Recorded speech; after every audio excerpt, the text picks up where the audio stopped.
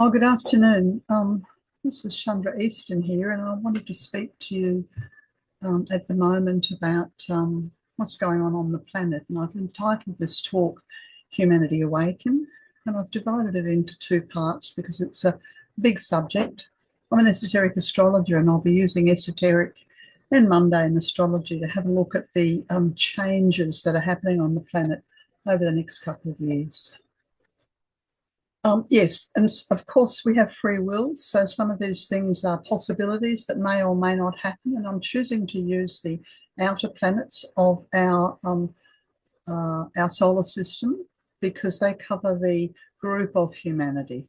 And we are stepping into a new era and a new reality on Earth. This is individually and collectively, nations, races, and we have to choose. I feel like we're at a crossroads and we have to choose.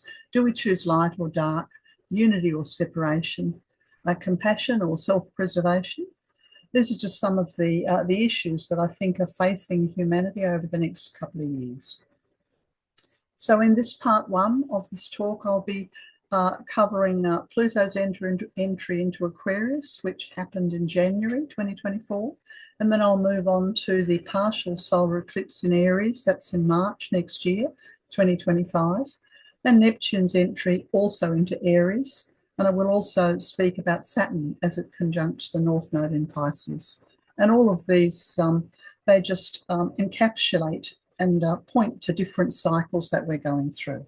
If you look at the bottom right-hand corner of the image there, you'll see the glyph for Pluto. And Pluto, when we're working with it positively, is about transformation and surrender to the divinity within us. When we are working well with Saturn, then we have learned some of our lessons, moved beyond some of our karma, and escaped from the ring past not, which is the old karma. And of course, the solar eclipse, the image of the solar eclipse there, the eclipses happen on any one day, but they cover a period of 3 years. And so the eclipse next year covers 2025, 2026, and 2027. And of course, I'll be talking about Neptune, the most glorious one of our outer planets that's associated with mysticism and our deep heart connection with what we define to be the God, Father, Mother God, whether that's earth, soul, whatever it is. Okay, now as I said, I'm talking about the outer planets, Pluto, Neptune, and Saturn, primarily, not exclusively, because they encapsulate all of humanity. So, of course, you have your own individual chart and you can consult and understand what are your life lessons and what are the unfolding patterns for the year ahead, but I'm not looking at that. Here I'm talking about the unfolding patterns for humanity, for life, for the human species on Earth. I've referred to it as a changing of the guard because the outer planets, so many of them are changing signs over these coming years. Pluto made its ingress or entered into Aquarius on the 21st of January 2024. That's the beginning of this year. As I said, with the partial solar eclipse, which actually occurs up around the Arctic Ocean, is 29th of March next year. Neptune's ingress into Aries is the day after, the 30th of March 2025. And Saturn and the North Node combine in Pisces in April. So these are the things I'm covering in part one. Okay, so let's talk about esoteric nature of Aries. Well, Aries is the first sign of the zodiac, and on an esoteric level, it's connected to God the Father, because we have the triplicity, God the Father, God the Mother, and God the Holy Spirit, or the God within humanity. So God the Father is very strongly connected to Aries, which is a sign, which is the purveyor of electric fire. So we have, 3 types of fire on Earth. We have fire by friction, we have fire from the heart of the sun, solar fire, and we have electric fire that comes from beyond our solar system. Because there's a lot of Aries going on over the next year or so, we have a lot of electric fire coming from beyond our solar system, carrying with it the energy of will and power. And that's because on a global level, on a hierarchical level, the rulership of Aries is connected in to the first ray of will and power. So the sign of Aries is associated with the soul's graduation or transition onto the burning ground. And the burning ground is a phrase that is used for different parts of the path of spiritual unfolding. It happens various times throughout our incarnations where the heat's turned up. And so we know that the heat's been turned up on humanity on a spiritual level, and we're entering into the burning ground or this electric fire. Now, on a higher turn of the spiral, so some individuals are entering into the sign of Aries in the burning ground for the very first time, but other individuals are on a higher turn of the spiral entering into the realms of Shambhala and are having their death of the personality through the electric fire of Shambhala. Essentially, what I'm speaking about here is that the nature of Father God is fire. And you can see in this image here of the Buddha with the Kundalini that it's striking to awaken the fire of the higher mind. Now, some of the keynotes that are associated with Aries, this is from esoteric astrology, the Tibetan, and we know that Aries expresses the will to be and to do. So we need to be that best version of ourselves, and we need to do something about it. We have to unfold the power to manifest in the world. We have to take action. We have to enter into battle for the Lord. And this is the lords and ladies of light who the disciples of earth serve. And eventually, if enough of a humanity follow this path, we will arrive at unity, but it will be through great effort. So we know that as Neptune goes into Aries and Saturn goes into Aries and Chiron's in Aries, that this is a time of very strong electric fire. We are entering into different aspects of the burning ground on the path, and there's great effort involved in order to manifest the soul light within us. You know, when I think about the sign of Aries, I must talk about freedom. And one of the basic tenets of life on earth for humanity is that we have free will. We are here with an expression of free will to see whether we choose light or dark. The choice is ours and ours alone. There's nothing imposed upon us. And I think this was said beautifully by Franklin D. Roosevelt, President of the USA in 1941, as the Second World War was unfolding. And he spoke about the freedom of speech, you know, and we see in the modern world how difficult it is for some individuals or nations to allow freedom of speech. Or we see the contortions or the distortions of speech. We see that a lot of the global tension is over the freedom of worship, religious conflicts and wars. There are people suffering all over the planet from want. And ideally, what we're looking for, what we're striving for, is that everybody has enough to survive, and the freedom from fear. So these are the 4 freedoms that FDR spoke about, and it's still a work in progress. We have a long way to go until humanity have freedom of speech, of worship, and the freedom from want and fear. Okay, so let's move on and talk about Pluto's ingress into Aquarius that occurred on the 21st of January this year, 2024. Now, Pluto's is a long way away from our sun, and it takes 248 years to orbit the sun. And when it entered into Aquarius, the end of January, we're at the beginning of a 20-year cycle. So let's explore what it means, Pluto in Aquarius, for humanity, for every single living human on the planet. Well, I mean, because we have our free will, we have opportunities. Are we going to work with the transformational energy of Pluto, or are we going to be controlled either by our ego or forces beyond us? Are we going to release aspects of ourselves, or are we going to turn inwards and feel repressed or somehow implode? You know, we have these choices, you know, to sort of rise up and release. It's very phoenix-like. Are we going to choose our rebirth as a species, Or are we just going to surrender our free will, give up on our spiritual growth, on our neighbours, and enter into death? Because Pluto in its lowest vibration has got a great deal to do with death or loss or indeed genocide. In the Lady Ananda Tarashan's book, 17 Steps to Perfection, Ananda tells us that the qualities associated with working well with Pluto, which incidentally is a non-sacred planet in our solar system, the qualities are tolerance, courage, and gratitude. So we can choose tolerance or its opposite, harm.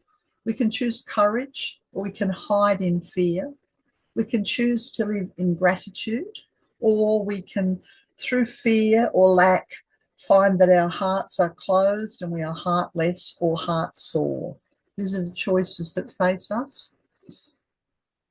Let's have a look at Aquarius. So Aquarius is the sign of the water bearer, and in its highest vibration, it has a second ray energy of love and wisdom, and therefore we must speak about the group heart. You know, we are one species, one humankind. We are connected externally, visibly, and invisibly. Now, the lowest vibration of Aquarius, when it's operating on a purely materialistic level, it's got a great deal to do with the mind. You know, there's a lot of conflict that's created in our mind. Higher vibrations, we relate to community through the heart. Lowest vibration, we separate, we distance, we isolate ourselves. And of course, we all had a taste of that during the recent pandemics, and so we know what not to do with the sign of Aquarius. In its highest vibration, Aquarius is an air sign, and we plug in or connect into the intuitive mind. We find the link to the higher self. In our lower vibration, we just kind of live in our head, live in the cerebral nature of our reality. Aquarius is a broad, all-encompassing, and it's got a connection to consciousness and the awakening of consciousness. And in a lower vibration, well, we have, you know, artificial intelligence, and we have data and computers and technology that are trying to emulate humanity and, dare I say it, wrest control of our journeys to unfolding from us if we allow it. Aquarius has a great deal to do with the freedom to live one's life as one sees fit, and to grant that freedom to others. So it's about the collective free will, or if it's on its lowest vibration, it's about how do we control the masses. And we see so much of this control through data and through surveillance and through government overreach and goodness knows what else. Highest vibration in Aquarius is very futuristic and very visionary. So we could bring into being the best Earth and the best humanity by creatively, collectively envisioning that. Or in lower vibration, we could live in a world of screens and data and surveillance, and, you know, all of that becomes our virtual reality, and we're disconnected from each other and nature. Yeah, and of course, any or all of these things are possible. So here's just a few combinations. Worst case scenario, we have very harmful artificial intelligence. Worst case scenario, we have very isolating mass control. Worst case scenario, we have a heartless, soulless existence within a virtual reality. But if you don't want that, well, then let's choose courageous communities, transformational groups, and tolerant consciousness. We've got 20 years for humanity as a species to go, okay, well, where do we choose, where do the greater amount of humanity choose on this spectrum? And this is while the energy of Pluto is pouring through the sign of Aquarius, which is associated with world service. Yes, okay. And of course, you know, I'm sure we have wonderful, wonderful scientists working to push the frontiers and the limits of space. But I would say let's do that in harmony with the soul consciousness, in harmony with the collective heart, not instead of. Yes. And of course, we don't know what's beyond our current realities, but there is life and experience and livingness way beyond our solar system, and we are yet to explore it. And it's entirely possible that over the next 20 years, some of those barriers and limitations to our realizations of life beyond our mental world open up for us. Yes. Okay. So what I have here is the chart for the day Pluto entered into Aquarius, and I've cast it for Moscow in Russia because Russia has a great deal to do with Aquarius, and of course it doesn't just relate to the Russian nation, but it's for all of us. So let's see what I can notice. So I'll just find here the annotation. So there you will see Pluto entering into 0 degrees Aquarius right on top of the sun, and that was on the 21st of January last year. But if you look further at the chart, you'll notice the red lines which represent conflict or stress or difficulty, and they go up to Jupiter in Taurus. And then there's another red line that goes up to the Earth in Leo. So this particular, and then there's a brown line that goes across and back to the Aquarius. This particular pattern is called a fixed T-square. And it's a warning for humanity that says, if you allow your materialistic agendas to dominate your transition into this next phase of the Aquarian age, then there will be limitations. We would create karma. So we have a lot of wars on Earth at the moment. We have a lot of multinationals. We have certain individuals and groups that are looking to acquire power in their own hands. And this particular fixed T-square reminds us that if we try to expand and move forward over this next 20 years, that if we do it from a materialistic motivation, then no good will come of it. Whereas if we incorporate the energy of the heart, the energy of greater consciousness, the energy of love, then we have expansion and growth for everybody, not just for a few who hold the money or the power and the control in their hands. Okay, another thing I'll point out that was happening on that day is this red line between the moon in Gemini and Saturn in Pisces. And such a pattern tells us that not everybody on humanity, not all humans are ready to choose for whatever reason. Some of us are further ahead in terms of our awakening, others are further behind. Some are more fearful than others. Some have more courage than others. So this Moon Saturn square tells me that some aspects of humanity will simply give up their free will, idle, not take the opportunity that rises to them for whatever reason, hope that somebody else does it, hand over their power to somebody or something else. Not a good idea when the lessons for life on Earth are how do we use our free will. There's another red line that goes over here from Neptune in Pisces across to Venus in Sagittarius. And with a pattern like that, sometimes people lose faith. They don't know who to follow, what to believe, what's true and what's not true. And they kind of, get lost in the search. So I can see that there are some individuals or some nations that will get lost in the search. There are some individuals or nations or leaders who will either surrender their power or try and grab the power. And yet, according to the blue lines, I see a Moon-Pluto trine here, which means that there will be certain aspects of humanity who will expand their consciousness and find a way of linking the heart and the head and moving forward on their spiritual awakening. Other blue lines, where did I see them? From Mercury in Capricorn across to Jupiter in Taurus. This gives me great hope that there will be leaders or some organisations that will strive to take physical responsibility for the expansions. These could be expansions out into deep space or expansions of technology. So there's an ethical approach that happens there. But of course, what the end result is, that's very hard for anyone to say because we have free will. The other thing that jumps out of this chart is the planetoid Chiron sitting on the destiny point of the North Node. Now, the planetoid Chiron either makes things whole and new again or shatters and fragments.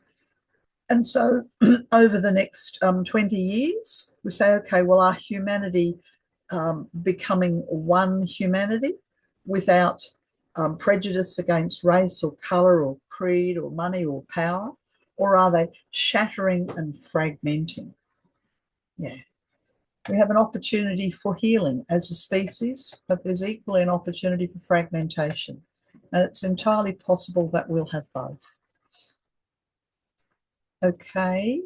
I'll move on from that now to talk about the partial solar eclipse, which is occurring on the 29th of March next year. And it's occurring up in the Arctic Circle at Baffin Island in Canada.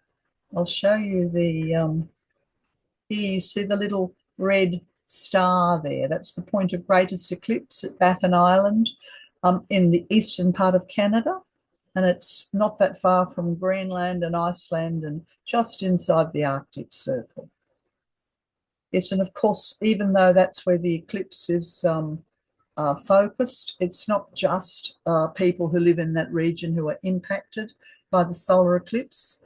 Each solar eclipse lasts 3 years. So this one covers 2025, 2026, 2027, and through until the March of 2028.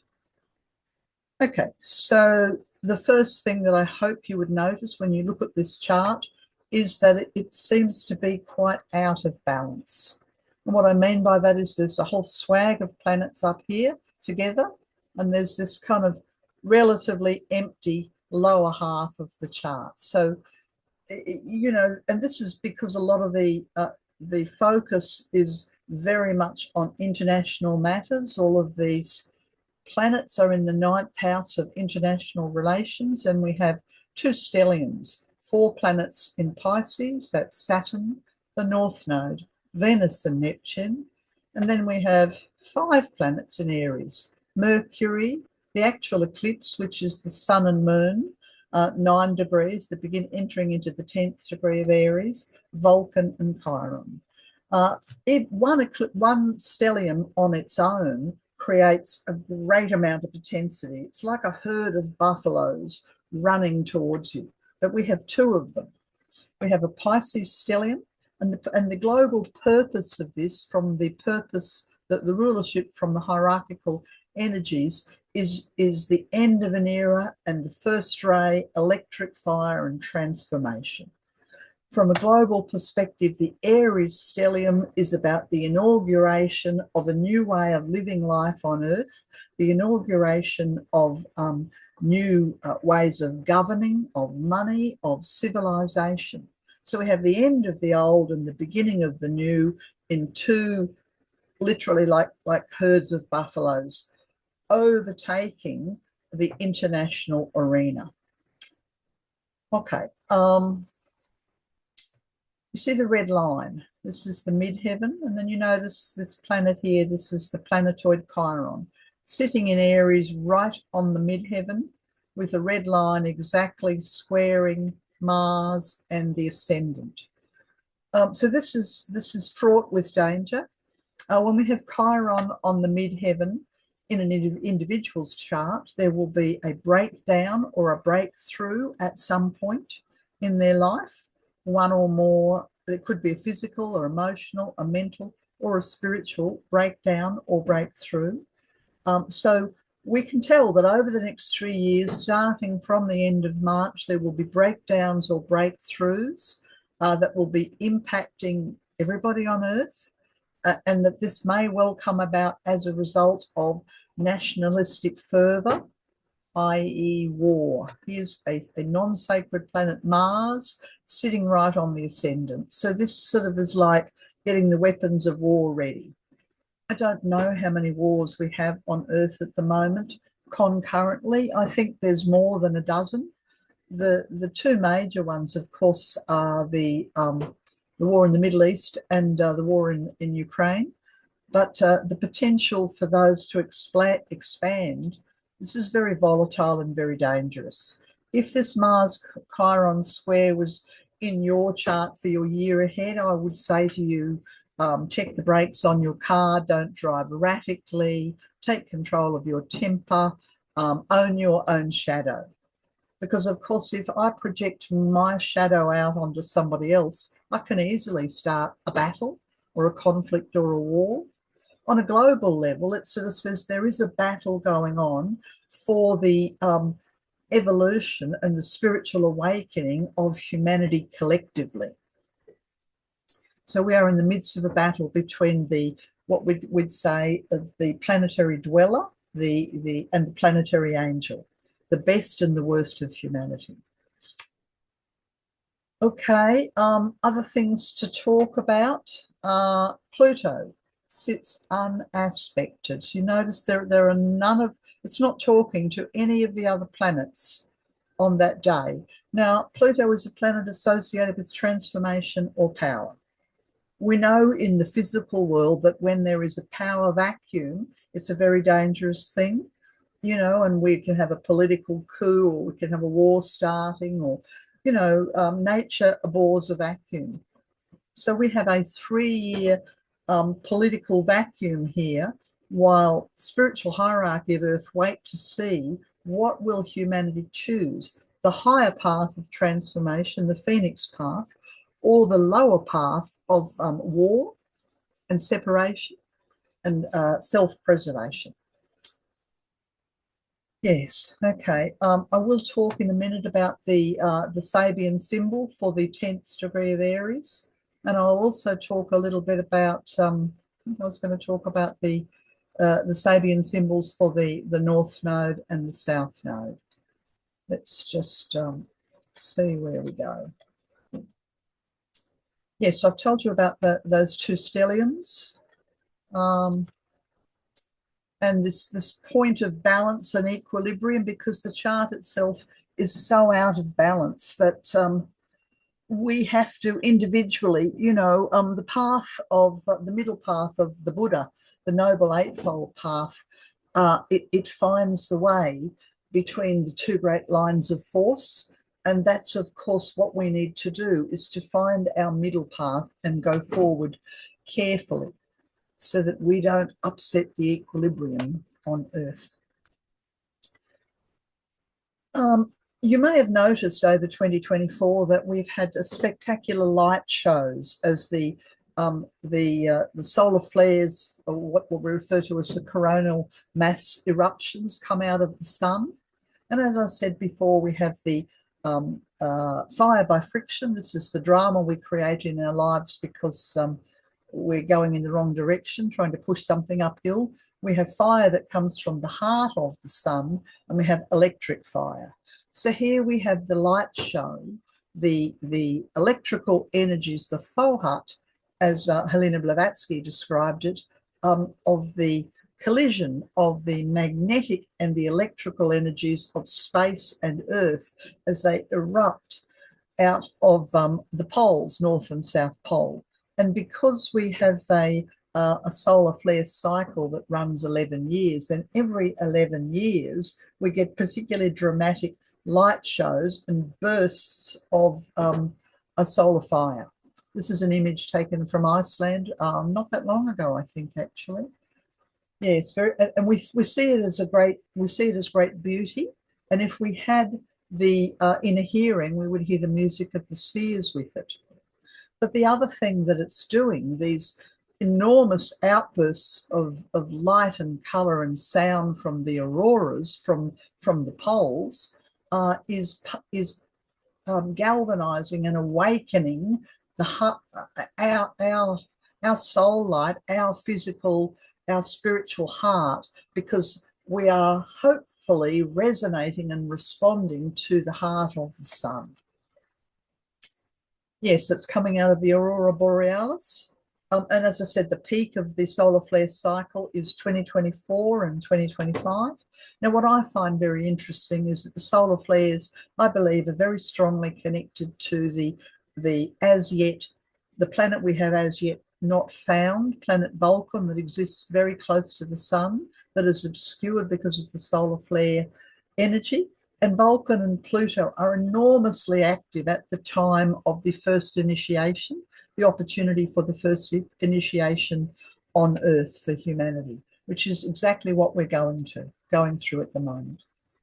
Helena Blavatsky said in Secret Doctrine 1, if the reader remembers, the aurora borealis and australis, that's the north and south poles, both of which take place at the very centres of terrestrial, electrical and magnetic forces. So there's the three forces happening at the north and south pole: the terrestrial, the electric from outside of our solar system, and the magnetic forces from within the aura of our Earth.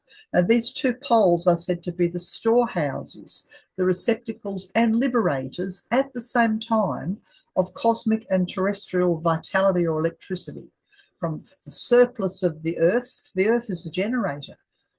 And had it not been for these two natural safety valves, this is the North and South Pole, we, Earth, would have been rent to pieces long ago. This is a very sobering statement from Helena Blavatsky in the 19th century, because here we have the melting of the North and South Poles. And so if the North and South Poles are the storehouses of triple energies, cosmic, terrestrial and magnetic, and they are the safety valves for life on Earth, then what on earth happens when the poles begin to melt? Will we be rent to pieces? Not a pleasant thought. And of course, you know, one of the dangers of the polar melts and that very imbalanced solar eclipse chart is that we can get minor and major pole shifts. Yeah, that's what we don't want. So we really need to work with finding this path, the noble eightfold path, between the two great lines of force, so that we don't get extreme wobbles of the Earth's axis. Now, those Sabian symbols that I was talking about, the eclipse occurred at the very beginning of the 10th degree of Aries. And the Sabian symbol is a symbolic metaphor. And these come from Mark Edmund Jones in the 20th century. And the symbol for the 10th degree of Aries is a scholar creating new forms for ancient symbols. Now, when I meditate and contemplate upon this, I immediately think, well, the scholar is humanity, and we need to create new forms, new societies, new ways of living, new governments. But in order to do that, we have to draw upon the ancient symbols or the ancient wisdom.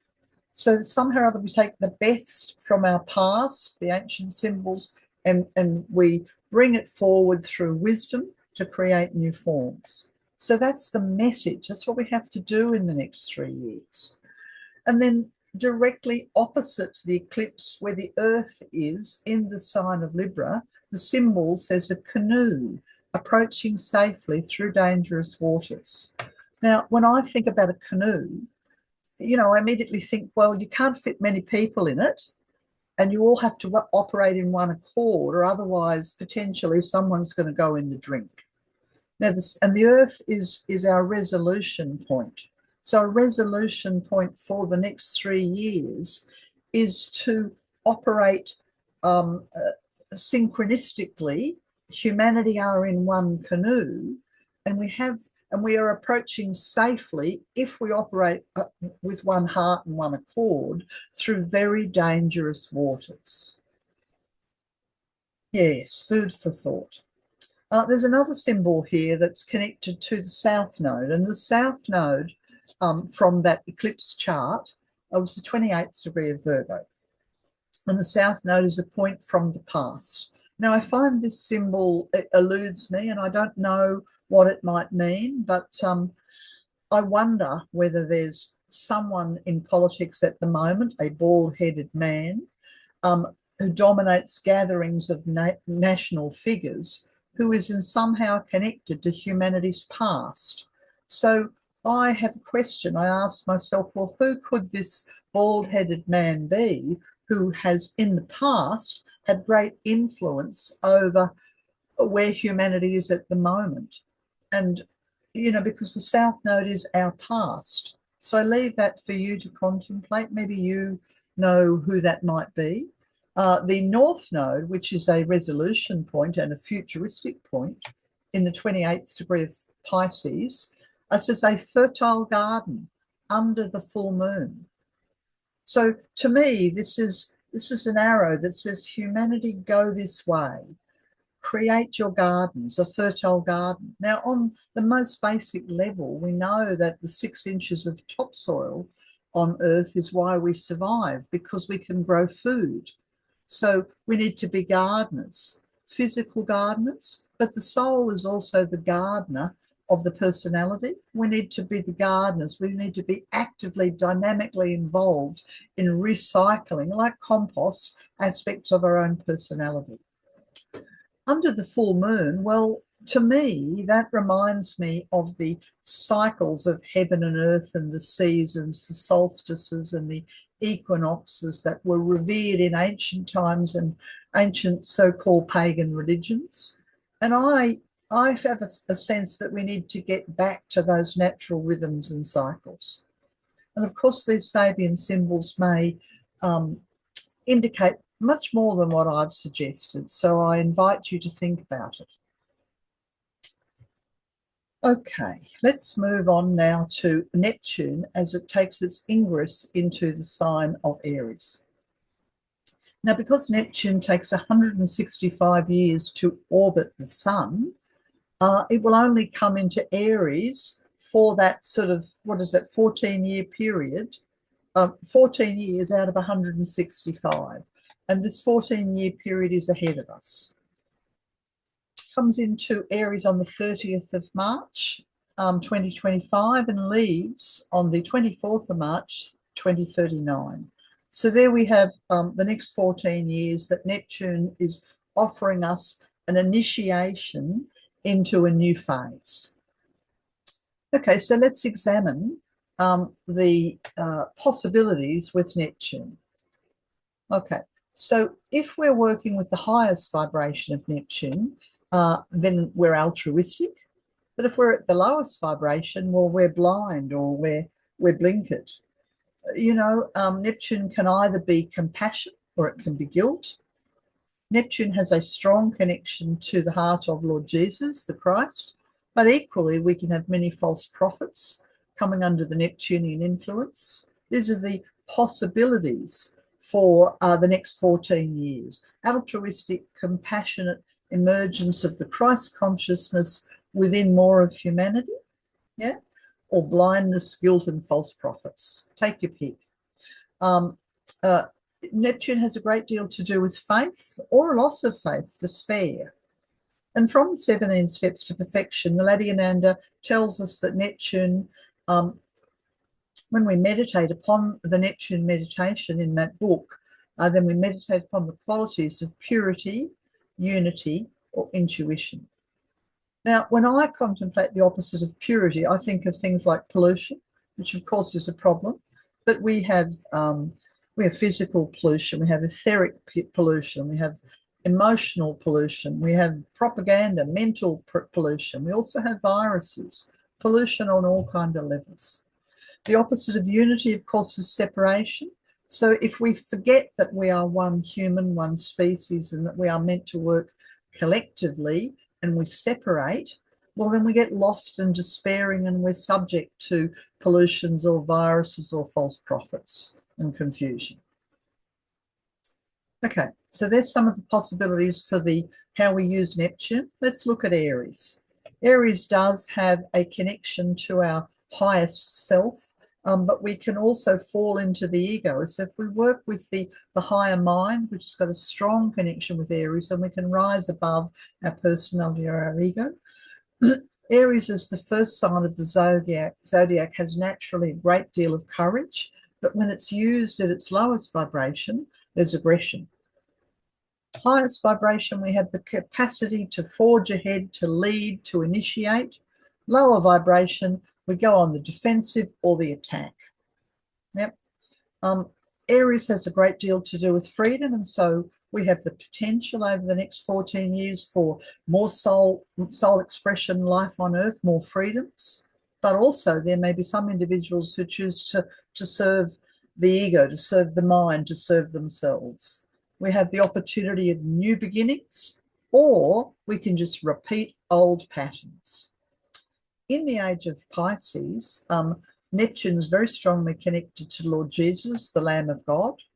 But I think about, you know, who worked as a spiritual warrior, yeah.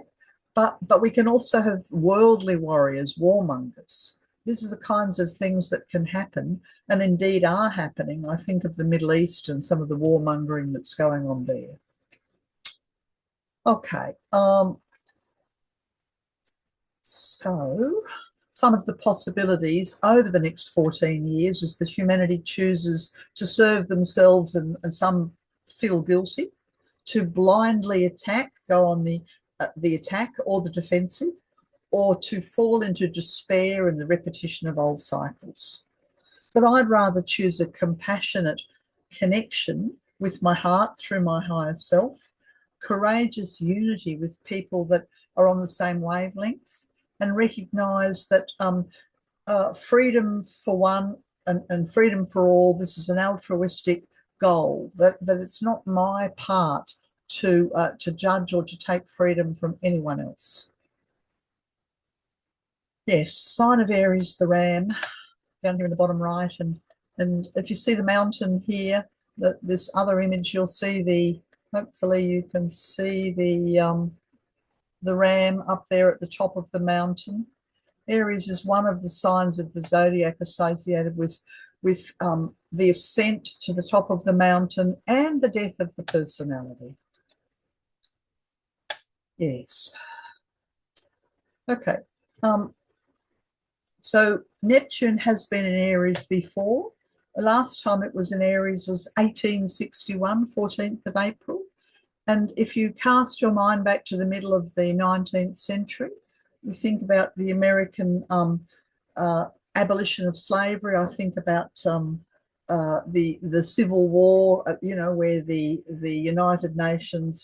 United States were no longer, they weren't yet united. They were the North and the South. I think of Abraham Lincoln, you know, and the enormous struggle. I think of the issues of racism, the black and the white, which are still going on all over the world, not the least of which in America.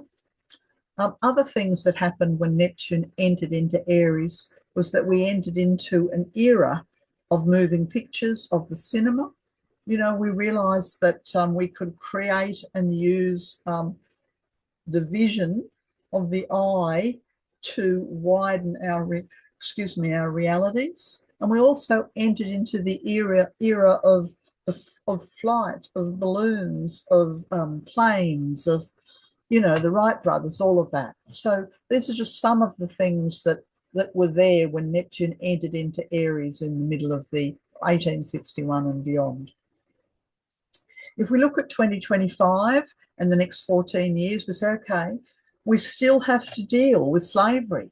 We have child labour, we have child trafficking, we have sex slavery. It's still ongoing, admittedly for some people beneath the radar, but still there.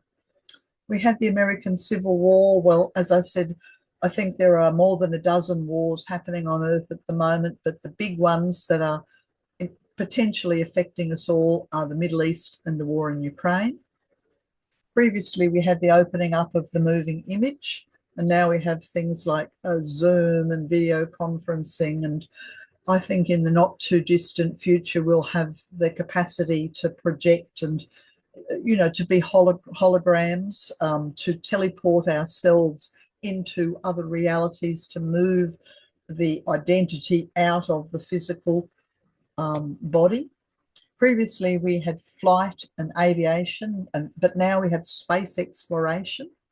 and potentially the capacity for scientists to move beyond the space and time conundrum and move centuries in a blink of an eye. All of this and more is possible in the next 14 years, just as it was in the Star Wars movie with Princess Leia. But of course, it depends who's in charge and what the motivations are. Are the motivations from the heart, or are the motivations for war? Yes, well, in the Jedi councils, there was war being exported out and around through the solar system, and there was, the teleporting into the councils for nefarious ends. So we have the possibility for great expansion if we work with the collective heart and compassion. And goodness knows what karma we would create as a human species if we begin exporting war through our solar system. Okay.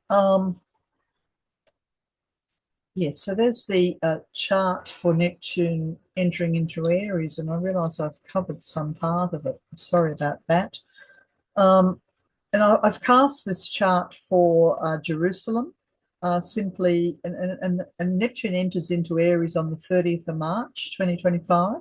That's not too far away.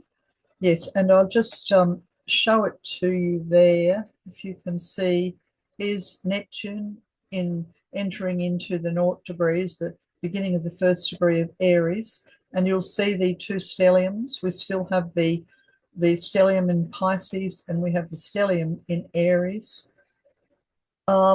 So of course, this is just the day after the eclipse, but I just wanted to point out the position of Saturn on the descendant and all these planets in the 8th house of death or rebirth.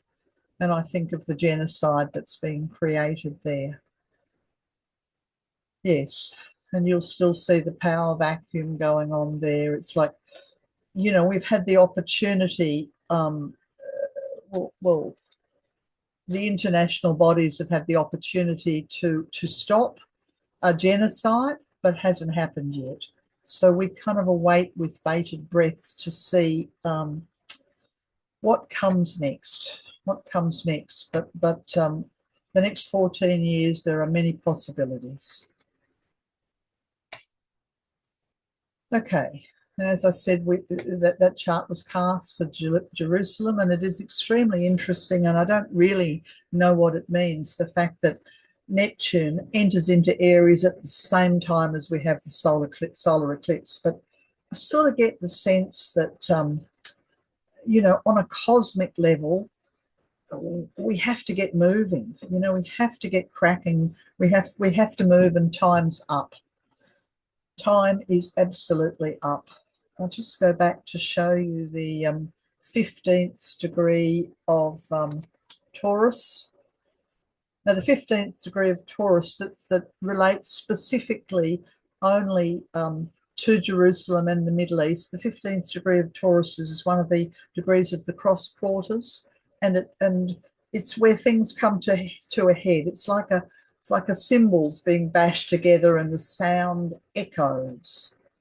Yeah. So the choices and the decisions that we make over the next 3 years will echo over the next 14. And that's that 15th degree of the cross quarters. Yes, okay. I'll continue on. I told you about those things. Yes, and as we have the international community sitting on their hands, the international United Nations and such like sitting on their hands thus far, failing to intervene for the salvation of the refugees and the I don't know what the death toll is in Ukraine or the death toll is in the Middle East. And here's an image of Lady Magdalene holding the ruby rose of blood and compassion, and you can see the can you see the dome of the rock as she flees from the annihilation of Palestine and Lebanon. This is the grief and the suffering and the heartache that's occurring and has been occurring. Okay, now the esoteric symbol associated with this movement of Neptune into Aries, I'm just going to try and move that so I can read it. For 0 degrees Aries is a woman arises out of the ocean and a seal embraces her. And this may mean something to you, but what it means to me, when I contemplate that imagery, I immediately think of the Selkie from the mythological traditions of the Icelandic people, the Norse people, the Celts, you know, and the woman to me represents humanity arising out of the ocean of unconsciousness into greater light and awareness, arising out of the unreal into the real. And the seal embraces her. Well, this may well be that we need to have a duty of care for the creatures of earth, the seals, the whales, the wolves, the cows, all the animals. We have a duty of care, and that if we embrace them, so they embrace us. I just invite you to just contemplate whatever you think that means for you.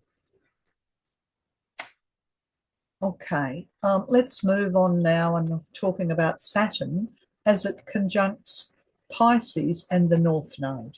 And this is in April 2025. Now, the North Node is a direction. It's like an arrow in the chart that says go that way. It's a destiny point for humanity. From the Eastern esoteric astrology or traditional astrology from the East, they talk about Ketu as the South Node, the tail of the dragon, and Rahu, the head of the dragon, the North Node. It's the past and the future, and how we arrive and how we get from the past to the future. Well, it depends on our actions. Now, in that chart, in April, Saturn is right on top of the North Node. So it says, in order to proceed, one needs to clear and resolve and be accountable and pay one's karmic dues. And only then, when we pay our karmic dues, are we allowed to proceed. And if we fail to pay our karmic dues, then instead of being like the Ouroboros, swallowing our own tail and transmuting our karma and moving onwards through a spiral, then we just get thrown backwards into old habits and old patterns. So this is what's facing humanity in April 2025. Humanity, pay your dues, learn your lessons, do things differently, or you will be stuck in a never-ending loop. And of course, some of humanity will be able to pay their dues and move forward, and some will remain stuck. I'll just show you Saturn on the North Node. There it is. Planet Saturn on the North Node in the 27th degree of Pisces. Yes. And one other thing I wanted to show you about this chart is the fixed grand cross. This is the big red square, and it goes from the Sun and Vulcan in Taurus down to Mars in Leo, down to the Earth in Scorpio, and up to the Moon and Pluto in Aquarius and back to the Taurus. Now, these are the fixed signs of the zodiac. So this tells me that April 2025 is an opportunity for as many souls as have paid their dues to be able to transition onto the path of discipleship, off of the mutable cross onto the fixed cross, which simply means that there's a greater soul awareness, there's a greater soul responsibility. However, because the Moon and Pluto are sitting close together, there will be some aspects of humanity that simply are unwilling or unable or not ready at this point. They haven't developed the consciousness for whatever reason. Maybe they're in the middle of a war, maybe they've had too much suffering and they've imploded. So some aspects of humanity are hiding under a rock and unable to proceed. Other aspects of humanity, excuse me, excuse me, are opening the door to the heart and moving forward. Okay. I think that's what I wanted to tell you about that. I'll just continue on. Yes, and of course we do have, and I did cast that chart for Geneva, which means that those issues are very dominant, particularly all around Europe. But of course it's not just Europe. And we have that first ray of electric fire rolling in there. Now, the 27th degree of Pisces that I pointed out, the Sabian symbol for that is a harvest moon. Now, this may mean different things to you than it means to me. For example, in the Celtic tradition, I immediately think of the festival of Lammas or Loaf Mass. And this is, and again, I'm sorry, I've covered up the picture there. And the festival of Lammas is the 1st of August in the Northern Hemisphere, and it's the festival of harvest. But then when I think of harvest, I immediately start thinking about the Michael Festival, the 29th of September, and how one cycle is finished and a new cycle is esoterically beginning. And I also am reminded of the festival that's associated with the harvesting of the karma for the sheaves of humanity, which is the 15th of November every year. So I start to think, okay, well, we have Saturn on the North Node in April, but by the time we get to August, September and November, in the latter part of the year, then we're in a period of harvesting. So we reap what we sow. Are we reaping a famine? Are we reaping a feast? Some nations or some leaders reaping famine, others reaping a feast. Yes, that's the that's the point that I want to sort of focus upon there, that I think is important. And of course, I've been talking a great deal, and you will see various links here. Most of these links are to different images that I have used. There are some of them that are associated with the esoteric teachings. Yes, and this last one here, the bringing in the sheaves. You know, when I was focusing upon the harvest moon, I was reminded of that gospel hymn, bringing in the sheaves, and I have a sense that that's where humanity are at the moment. We are literally bringing in the sheaves. And of course, this has just been part one. And if you're interested and you'd like to know more, then when you're ready, just tune into part two, and I'll continue on with Uranus and Chiron and other matters. Okay, thank you. Bye for now.